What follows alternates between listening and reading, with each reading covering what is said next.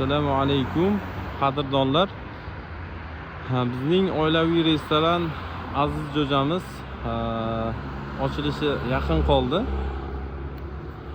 Bizning manzil Andijon shahar 80 metr yo'lni o'rtasida joylashgan bo'lib, bizning restoranda tepa 2-qavat holatlarda xonalar ham barpo bo'lyapti, xudo xolasa. Kira olishda zalning ichida dekoratsiya qilingan. Bu dekoratsiyamiz bir o'zgacha chiroyda bo'lib, qo'l mehnatida bo'lingan. Qoyali tog'imiz mavjud. Hajmi ham juda bir go'zal holatda, ko'rinishi xudo xolasa. Bu yerda jarliklar qilingan. Mana ko'rishingiz mumkin. Shu poyizlarimiz tog'da ichiga g'or qilingan. G'orni ichiga kirib chiqishli jarayonlari ham bor.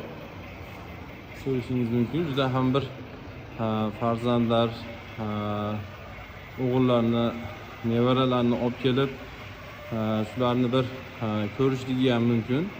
Bularni kelganda xursand bo'lishligini xohlagan holatda shunday dekoratsiyani chiroyli holatga olib kelishlikka harakat qilgan. Biz uchun juda bir jiddiy jahd bilan bizlarga mehnat qilgan usta akamiz Inomjon hoji aka bo'ladi.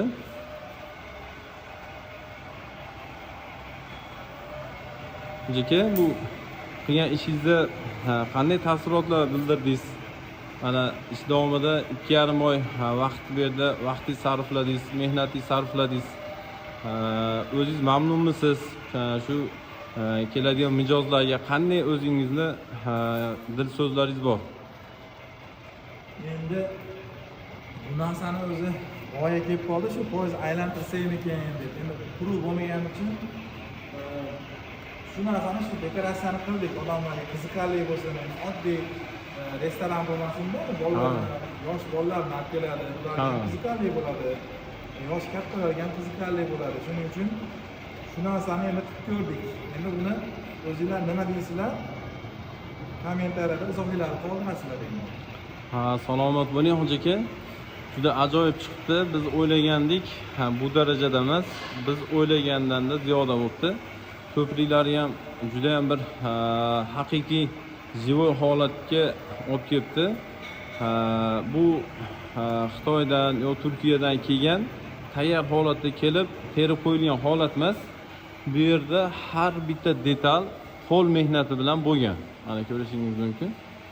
Har bitta detalni o'zlarini bor mehrlarini shu dekoratsiyani shu holatga kelishligida o'ta qattiq jiddiy jahd qildilar. Alloh rozi bo'lsin, salomat bo'lsin.